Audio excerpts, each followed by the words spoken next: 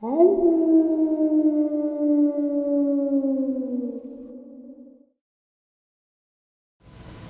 greetings and salutations, everyone. I hope everyone is doing well today. Happy Valentine's Day to everyone. I hope everyone has a wonderful day. Today I have some very horrifying experiences as well as a couple of very interesting video clips and one very chilling 911/OnStar call for help. And a subscriber sent it to me yesterday via email, and I sat there and listened to it and thought about it, and I was like, and I'll explain why I feel like it is real or possibly real. But before we get into all that, a couple links. As you know, I rely on Patreon, PayPal, channel membership, and the merch to help the channel to continue to grow and go. Links to Patreon, PayPal, and channel membership is in the description below. Merch displayed directly under the video. Also, Dogman Frightening Encounters, Volume 1 through 3, the audiobook versions. They were written and researched by Tom Lyons, narrated and produced by me, Jeff Nadolny. Those audiobooks are available on Audible, Amazon, and iTunes, links to which are also in the description as well. And finally, last but definitely not least, if you'd really like to help support this channel to continue to grow and go, simply subscribe. It doesn't cost you a cent. Click that like button, takes half a second. If you don't want to miss out on any of the informative uploads I put out daily, click that bell icon, and folks, please leave a comment. Why? Well, because all these things, they really do help this channel to continue to grow and go, and yes, they definitely do matter. Now, everyone, I have taken far too much of your time. Let's jump into today's upload, shall we? Briefly, before we get into the upload, so when subscribers send me gifts, I like to share with you guys as a token of my appreciation to that subscriber. Last year, I was informed that Mardi Gras, in fact, didn't originate in Louisiana. In fact, it originated in Mobile, Alabama in 1703. And a subscriber named Susan sent me a Mardi Gras mug, just a ton of amazing stuff from Mardi Gras, a bunch of Mardi Gras beads, and a ton of moon pies, which I don't know how people eat those things. They are absolutely filthy. But I do and did appreciate it, and Susan doesn't like them either. So anyway, she sent me the most amazing package today. She sent me a couple of t-shirts for my daughters and a couple of different beads. But then I opened my portion of the package, and there was this. How amazing is that? A Mardi Gras Bigfoot, beads and all. Thank you, Susan. You know I appreciate it. I have literally a collection of just very interesting t-shirts, sweatshirts, and such from subscribers. They're all downstairs in my studio down there, and I cherish all of them. I never ever saw anything like that, and I was like, wow, that is too cool. And the beads actually have color in them, like regular Mardi Gras beads. So I guess Mrs. Sasquatch gave old Bigfoot the old showing. Anyway, guys, let's get into the experiences.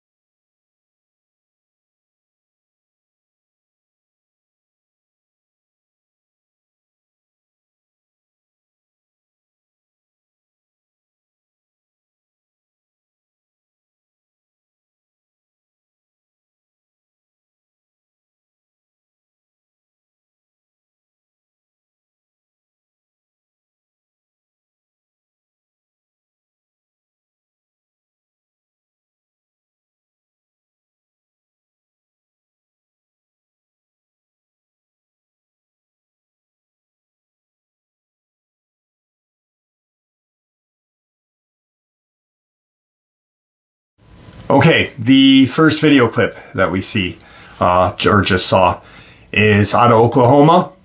Not much else is known. Person was hiking through the woods or just going for a casual walk, whatever. Noticed that there was something off in the distance, and at one point realized this looks human but doesn't look human. Got out their camera, and that's the footage that we're seeing right there. Once again, no affiliation with any video that I share on this channel, and nor will I share my opinion on that. The only opinion that matters here is your guys's.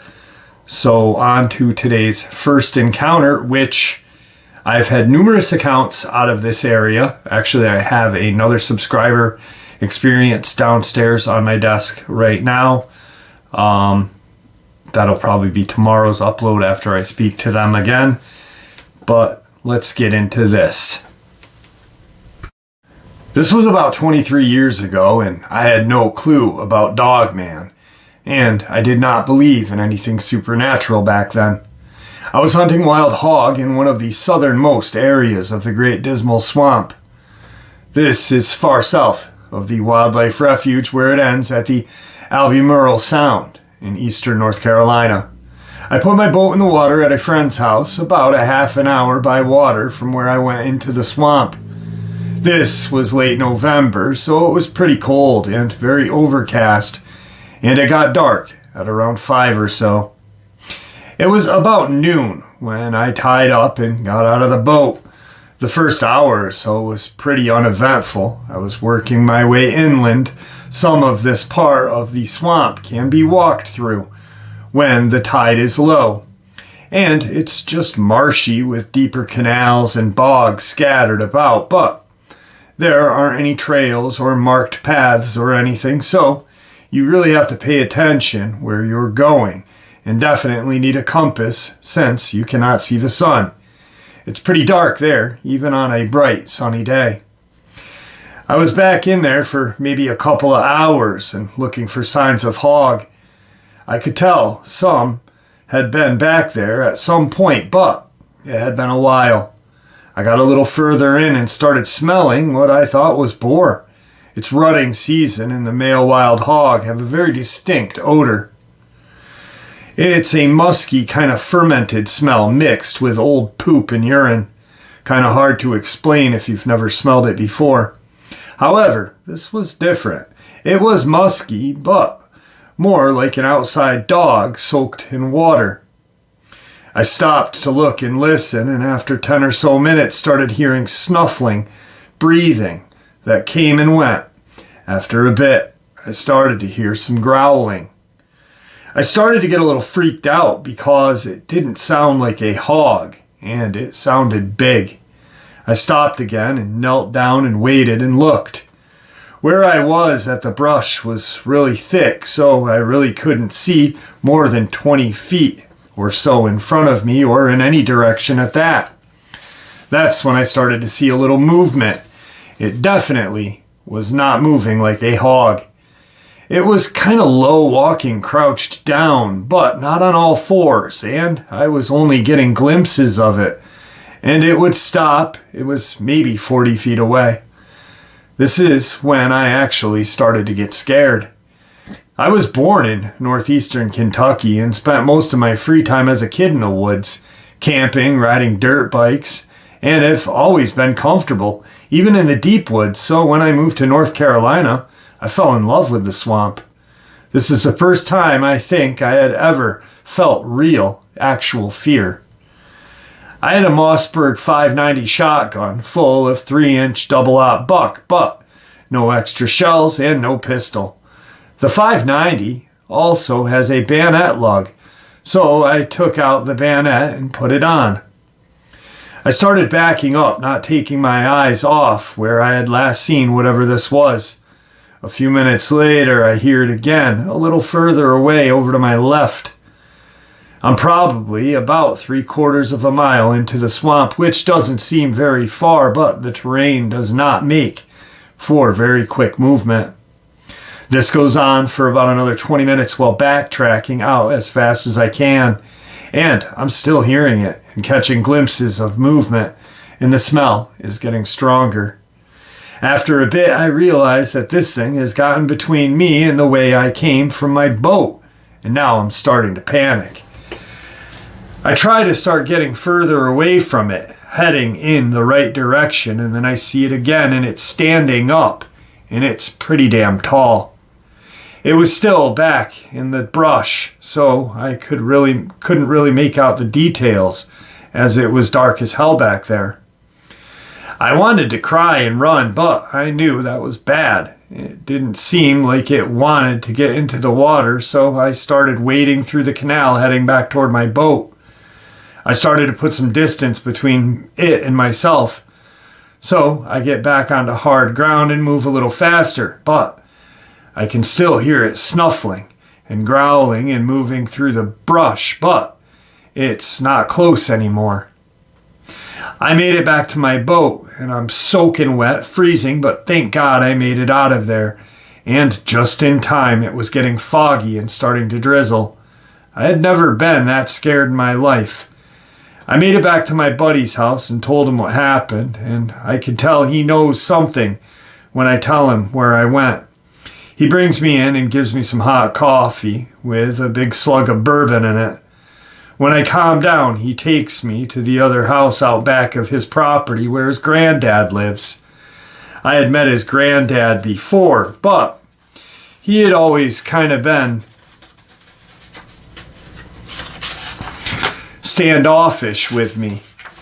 I found out later he just had really bad PTSD from Korea, and my buddy and his family lived there since the Civil War. I think his granddad's great-granddad had been a slave around there, but that's a different story for another day. I guess what I mean to say is his family had history in this area and knew the place a lot better than me. After I told his granddad what happened, he stood up and looked me in the eye and said, "Do not go back there. You're lucky you made it out. That's where the big dogs live." I left and went home and slept 18 hours at least. I tried to forget about the experience and started to believe I was just seeing crap and freaked myself out. I eventually forgot about it until a few years ago when a Dogman encounter video popped up on my YouTube feed. I was curious about what the hell a Dogman was, so I started listening to it, and that whole experience came flooding back to my mind. It was very similar to what happened to me. I started looking into it, and there have been other sightings and encounters in eastern North Carolina. That's my experience. I'm 44 now and still live in coastal North Carolina, but have not been back there to that area since. I still love to hunt, and I love the outdoors and the swamp, but I don't go that far out anymore. Now, like I said prior to sharing that experience, I've had numerous experiences shared with me from the Great Dismal Swamp area. And, when I had my encounter in '94, there was no internet. So when I was researching different things, it was mostly like Bigfoot in the paranormal when I first started. But then when the internet pops up and starts to really get to what we have now, that's when a lot of my research progressed. I'm no expert, and I don't believe there are any experts in this field. All I have is my own experience and my own theories and experiences that have been shared with me, as well as other people's theories too. That's why I always find it interesting at like these conventions when, someone that has had an experience that had been interviewed 1,000 times, 1,000 different places, and wrote one book, that they are experts because they had one experience. Does that make sense? No, it doesn't. But got off track there. Sorry. The Great Dismal Swamp was notorious for during the Civil War, a lot of runaway slaves would run into that area to escape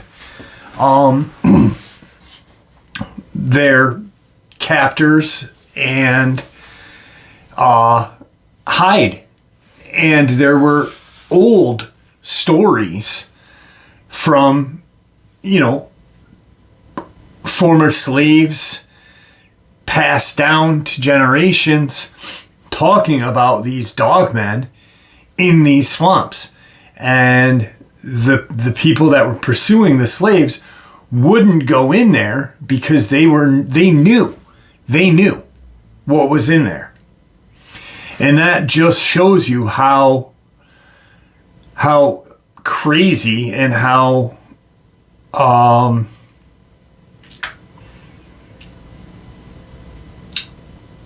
terrifying and terrible life would be going back with them. Or am I going in this swamp where there's a 7-foot dog creature?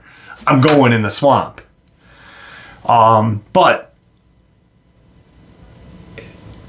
there's been at least 200 years of experiences passed down from the Great Dismal Swamp. It's a notorious hot spot. And like I said, I've got an encounter downstairs waiting. I just got to talk to the person one more time. So on to today's second encounter. We were living in the northern part of Michigan back in the 80s. One evening, I saw a herd of deer running across the field into the woods. I heard a howl of a wolf. I wasn't too interested, but knew my dad liked being a wildlife spotter, so I went in and told him that I think the deer were spooked by a wolf pack. My dad got up and grabbed his binoculars off the table by the door and went out. I sat down and started watching my Friday night shows, thinking nothing of it. Then the door slammed and I heard my dad holler at my mom. I stood up. It stood up! Ran to their bedroom and came out loading the shotgun and stood by the door. My mom told me to go downstairs to the finished basement and finish watching TV down there. Dad spent the night in the chair in the living room. The gun was never put back in his gun cabinet. The next day, I asked what was wrong since he was still looking out the front window. He didn't say. Said he didn't want to scare me. Not that that helped, because at the age of 9, I was imagining all sorts of horrors. He passed away last year, and I was going through his things with my mom. And I saw this folder with the word werewolf on it. Inside, he had handwritten notes and a few pictures he had taken. The pictures didn't show anything of interest, but one showed a 6-foot hay roll, and his notes said that it stood taller than the roll. Other pictures showed chum dirt from the herd of deer that ran flat out. I'm not totally convinced that he saw something like a dogman, but something scared him very badly. He never used to hunt with friends during deer season, but after that, it was always him and his buddies. Sorry if this isn't too exciting, and for the fact that it's secondhand. So, yeah, I've always said this to people when they're like, I've had my experience, but it's not exciting. Well, we're talking about something that we are told doesn't exist. And, you find a folder marked werewolf. Your dad doesn't tell you because he doesn't want to scare you. And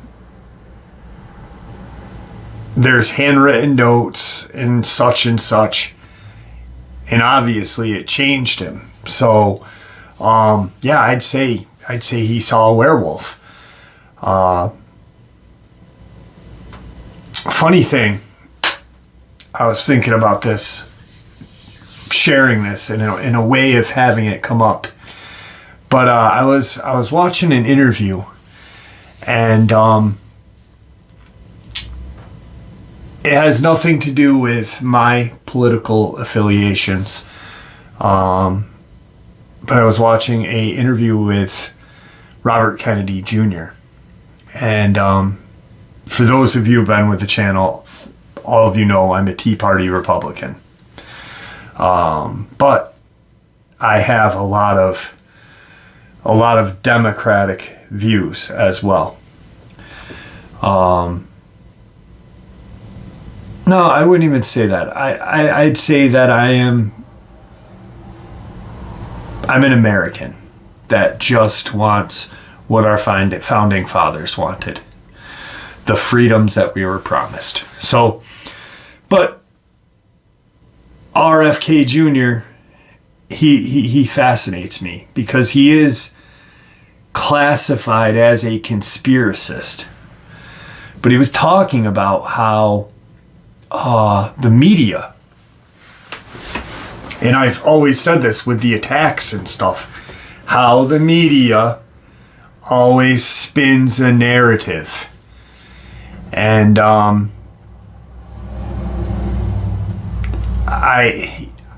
with all the attacks and all of the cover-ups, he was saying how just recently, back in 2016, before Trump was elected president, that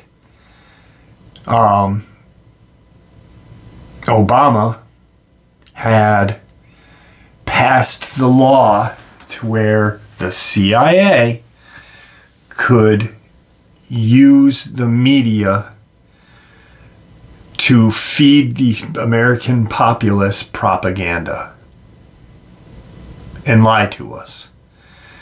And I think that applies to everything. I watch BBC because I did watch BBC because I used to think that they're honest, because it's not part of our country or whatever. But this thing in 2016, the BBC is part of it. So it's a AP, BBC, it's all just a big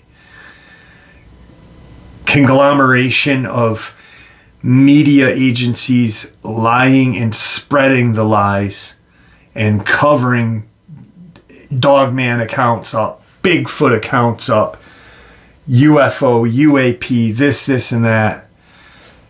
And I've got a video that I'm going to work on.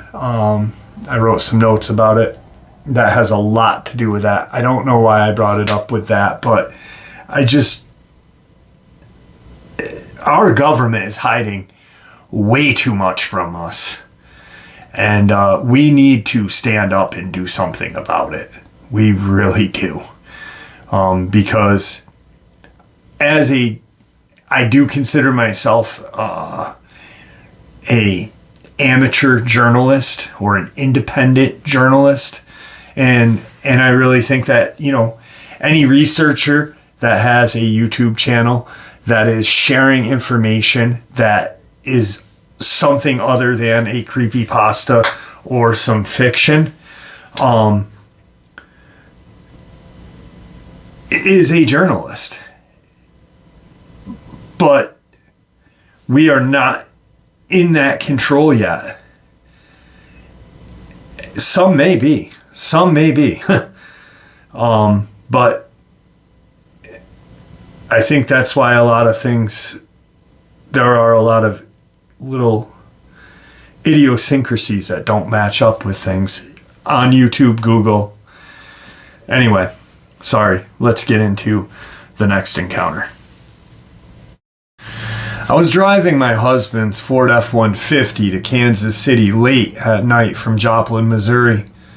There was hardly any other traffic on the road, and it was a crystal clear night out. Visibility was great. We were about 5 miles south of Butler. I looked the area up on a map after a week or two. It took me a while to actually wrap my head around what I had saw. I know what I saw, but mentally, I had a hard time acknowledging what I saw, but I know what I saw, and there is the distress of knowing it's out there. My husband slept through it. I woke him up, and I was still shaking so bad I couldn't really talk, but I was not going to pull over. I was terrified that this thing somehow followed us home. I took notice of where it had crossed. The next trip back to Joplin, I looked to see how deep the ditch was that it stood in when we locked eyes. The ditch was maybe 3 feet deep. Our truck was a little over 6 feet. Add the 3 feet, this creature thing was at least 8 to 9 feet tall. It looked down at me while I was in my truck. I had nightmares about this thing on and off. Its eyes were intelligent, but the violence conveyed towards me was so strong I actually felt like I felt what I felt at the time, intense hatred and anger with violent intent. Like it somehow projected that upon me. I wrote what happened down in some notes on my phone. About 2 years after it happened, I needed some time to process. Saw a wolf or something like a wolf just south of Butler, Missouri 2 years ago. Very late night, no one else on the highway. The night was well lit and not cloudy. We were northbound. Something moving in a field on the southbound side of the interstate caught my eye.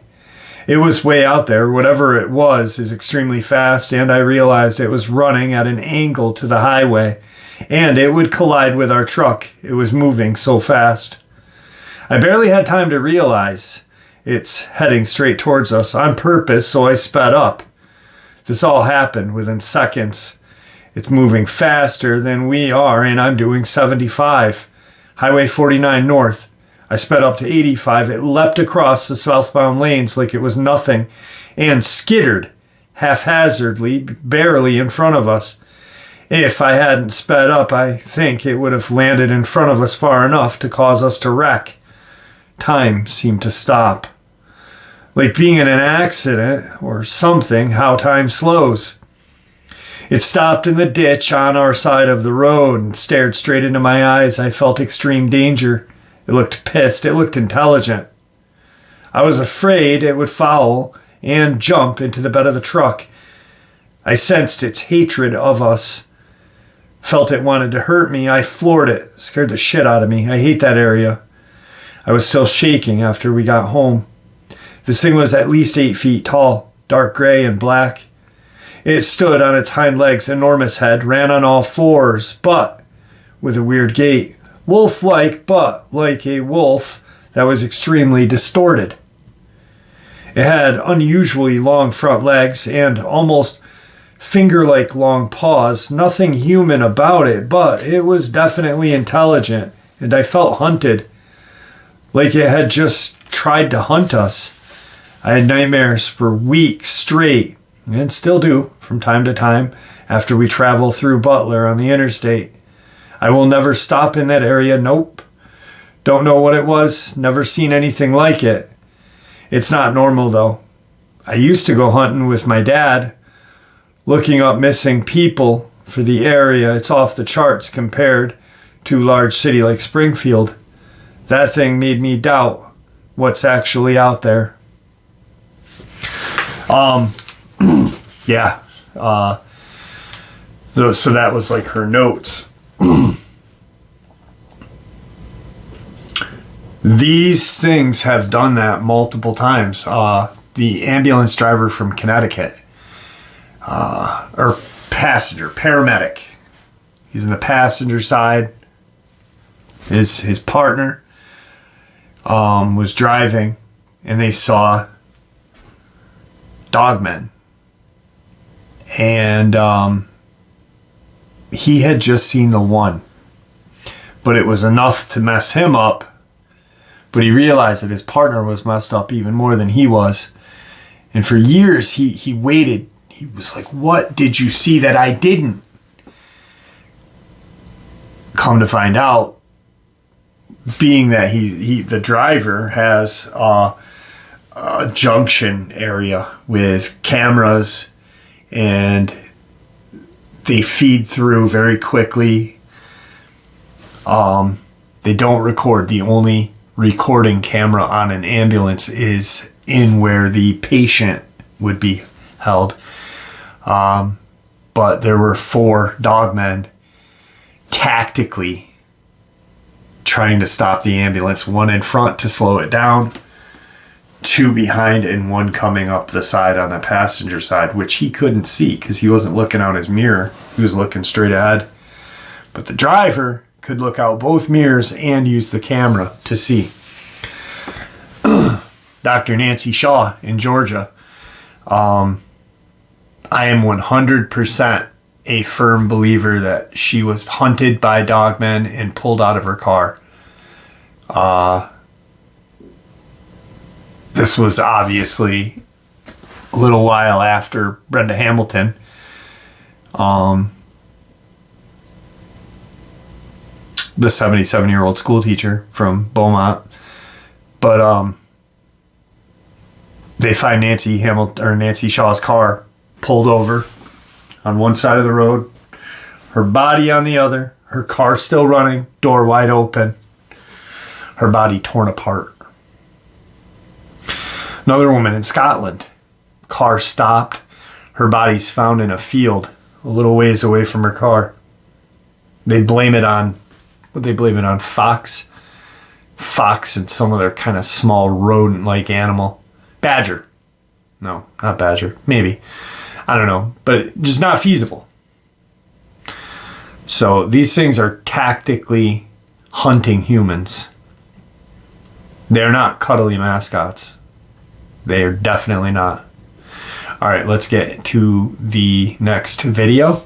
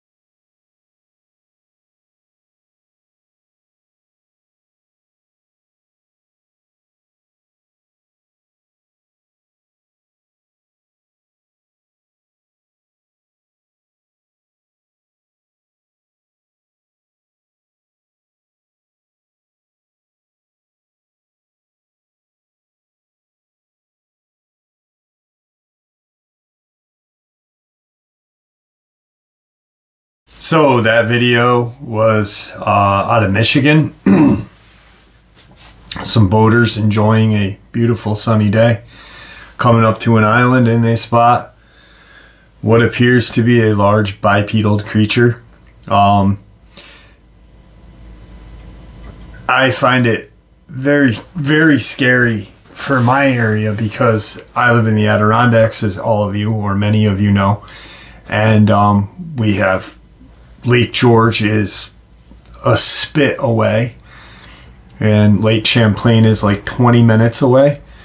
And in both of those lakes are just islands where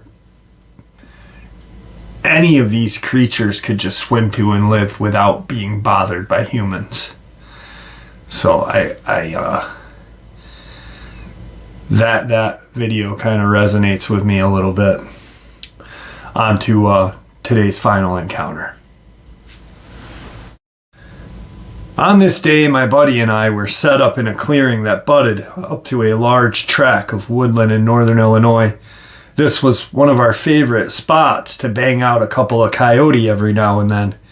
Maybe 45 minutes before daylight would be gone, we heard the varmints howling in the north. My partner, Brian, had a call in hand and started to work what is known as a dying rabbit. The sound of the dying rabbit is irresistible to Coyote. It never fails to bring him in. Brian is calling every 2 or 3 minutes with little time in the day, but we knew they were nearby. Our truck was parked a quarter of a mile from our position. We're in full camo, sitting against a clump of trees and bramble, about 40 yards into a field of grass, away from the main wood line. As Brian continues to make the call, we start to see a couple of heads pop up from the grass. A total of 4 coyote begin trotting toward what they suspect was a late afternoon snack heading directly toward us. The 2 of us raised our beads onto the position for a takedown when the unexpected happened. The coyotes hit the brakes, raised their heads, and out of the woods to our east, this huge creature came tearing out of the trees, heading right for them. The coyote immediately started to hightail to our west, running through the field and heading for cover of the trees. We could immediately tell that at least one of them wouldn't stand a chance escaping. This creature ran across the field in a forward lean, and it had to have been covering ground 3 times faster than the coyotes were. Just before the coyotes could make it to the wood line, the monster dove toward them. We heard a loud, cat-like squeal followed by silence.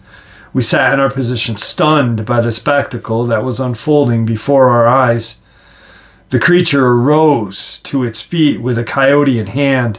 We could see it manipulating the dead creature while it stood in the field. This coyote, by the way, was 60 to 70 pounds, but in the hands of this creature, it looked like a rabbit.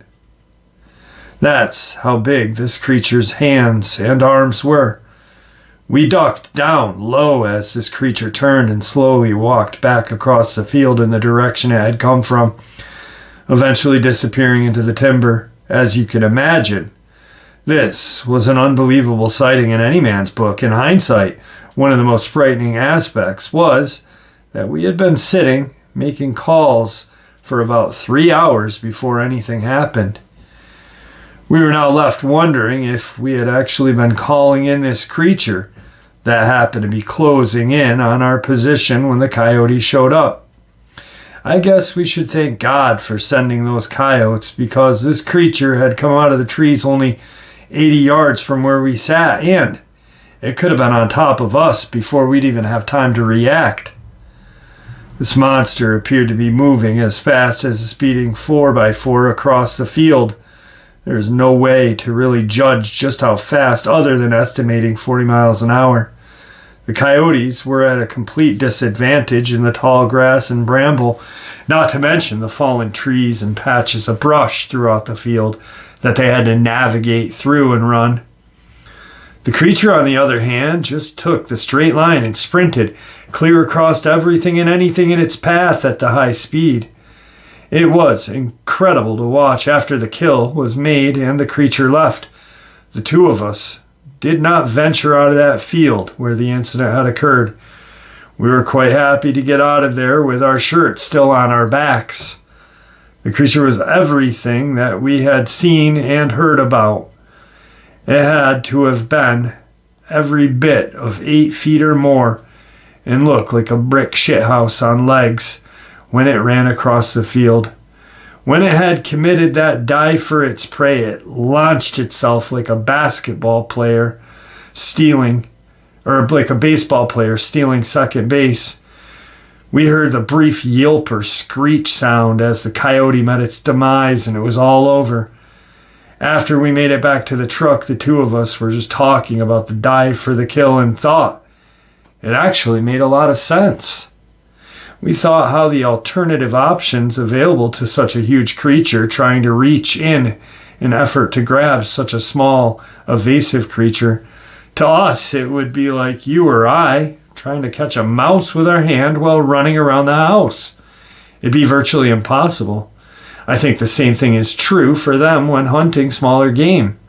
They simply commit themselves on the fly to the dive, landing on the prey and dispatching it quickly. If this thing landed in a body slam on anything, it would not be getting up anytime soon. We had to have been looking at a beast that weighed something like 1,500 pounds or more. When it went airborne, it was fully extended and had to have had some 16 feet long length in air. It looked like my duck hunting boat flying through the air. As it walked away with the coyote in its clutches, it held it like we would hold a bunch of bananas. And it was a 60 to 70 pound animal.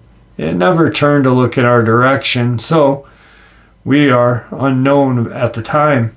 Its fur, or should I say hair, was long, shaggy looking. It was more reddish color than anything, but with a healthy mix of brown. At the distance, we watched it from its arms on this thing. Looked like sections of tree trunk hanging off its shoulders. If it was to get its hands on you or I, there would be no chance of escape. Bigfoot experience. And it does make a lot of sense because you got to think, in 16 feet, so this thing had to have been 9 feet tall at least.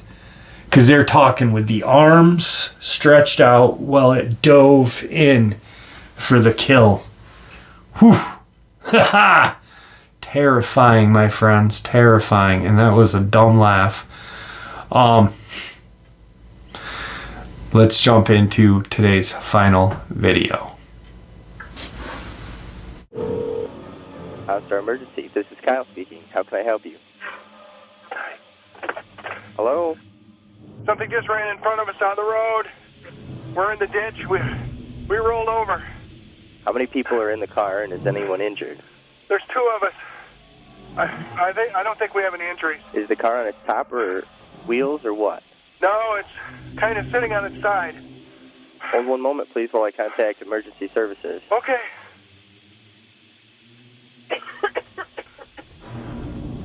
Okay, the state police should be on their way in a few minutes. Is everyone still okay? Yeah, I think we're okay. What ran in front of you? A deer? I don't know what the hell it was, but it was big. It looked like a great big dog. Standing up. Was it a bear, maybe? Maybe. Oh my God. Oh my God! Sir? Hello? Are you still there? Sir? All right, so a subscriber sent me that audio. I don't know where they got it from, but I was thinking about it. And first and foremost, they are talking clearly about a Dogman. You can hear it. But if it was from a movie, it would have a different name than OnStar. Okay? OnStar, the name is copyrighted. So Hollywood would not use, they'd be like, pinpoint, hi, you've reached pinpoint protection or pinpoint accuracy or whatever. They wouldn't use OnStar as the name of that. They never do. They don't even use it on TV shows. And I did look it up. The word is copyrighted, or the name is copyrighted.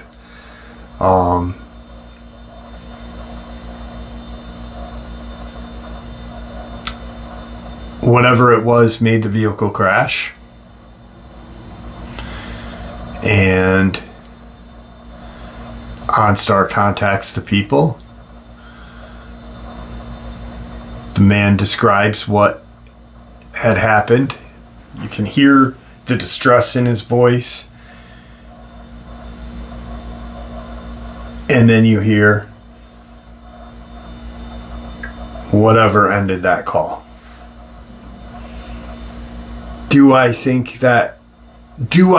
like it's 100% real? No. Because nothing is guaranteed to be real. it could be something that I overlooked, something that I couldn't find, but it sounds pretty damn real to me. If I were to guess, I would say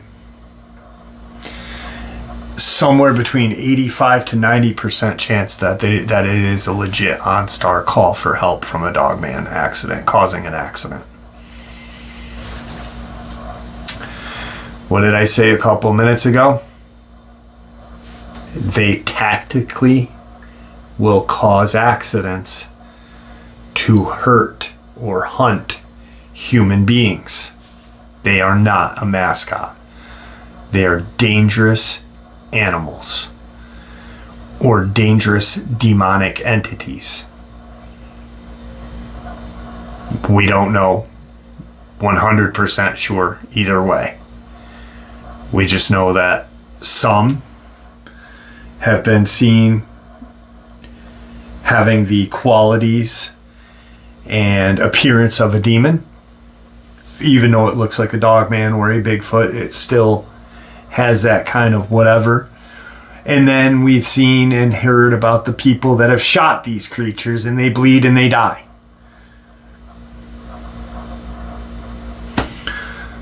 Anyway, great upload. I enjoyed sharing it with you. I hope you guys enjoyed me sharing it with you. Once again, happy Valentine's Day to everybody. I hope you guys have a wonderful day with your loved ones or family members that you're hanging out with today. And if nobody is there to wish you a happy Valentine's Day today, I am. Happy Valentine's Day to everyone. Thank you guys for supporting this channel. Your support is what makes this channel special. It is what continues for it to grow and go. People want to come and share. People want to